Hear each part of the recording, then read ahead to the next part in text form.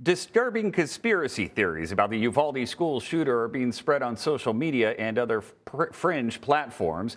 In a now deleted tweet, one user posted an image of someone they claimed to be the gunman, but the photo was actually of a 22-year-old trans woman who lives in New York City.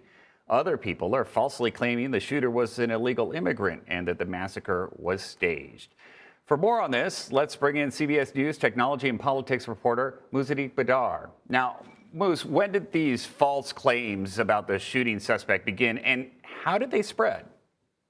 Yeah, hi, Carter. These false claims and this disinformation campaign began almost immediately after Tuesday's shooting. It started on 4chan, which is a popular platform for far-right conspiracy theorists, and it quickly took off from there. As you mentioned, users were taking photos of 3 different transgender individuals and portraying them falsely as the shooting suspect in this case. All 3 of those individuals have confirmed that they're alive and they weren't involved in this. But by then it was too late. It went from 4chan to Twitter to Facebook and Instagram, and it quickly took on a life of its own. And it's not just random people on the internet sharing these messages. It's big name personalities like Alex Jones and Candace Owens, who have large followings, and even Arizona Republican Congressman Paul Gosar sharing a tweet that said that the shooting suspect was transgender. Representative Gosar has since deleted that tweet, but this is just another example of how these lies and hateful messages end up spreading from fringe websites like 4chan to mainstream social media websites like Twitter and Facebook, and then end up making it to the conversation where lawmakers and big name personalities are talking about it. Yeah, when you take a step back like that and look at the bigger picture, you can really get an idea of how quickly these conspiracy theories can grow. Are these posts still up? And what are the social media platforms doing to combat it? Yes, some of the posts are still up, Carter. Actually, I was just looking at a few of them before our segment started. We reached out to Twitter. They told us that they're going to require the deletion of any tweet that spreads misinformation and disinformation about the shooting suspect's identity, that they're going to especially keep an eye out for messages that look to unfairly tie the transgender community to this incident. Some of the Facebook posts I've noticed now have labels on them that say that this is false information, and they are blurred out, so users actually have to click on it to be able to see it themselves.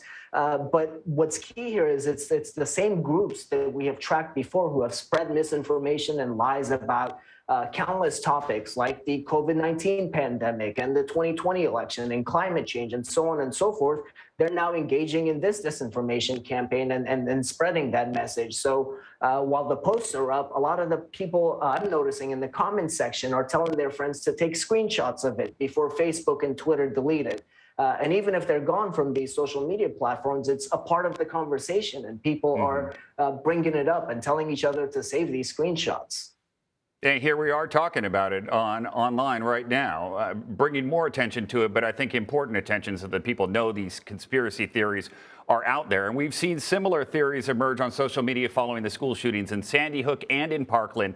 Why is this type of disinformation so dangerous?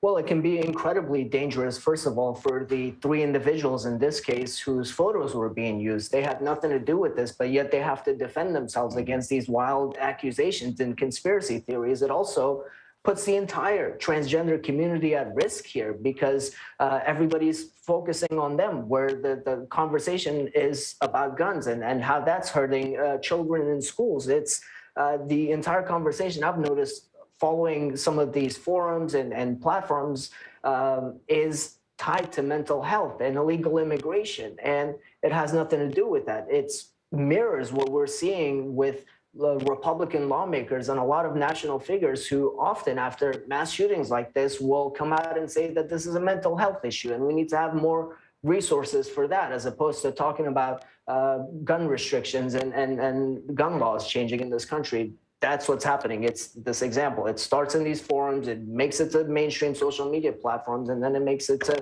the national conversation.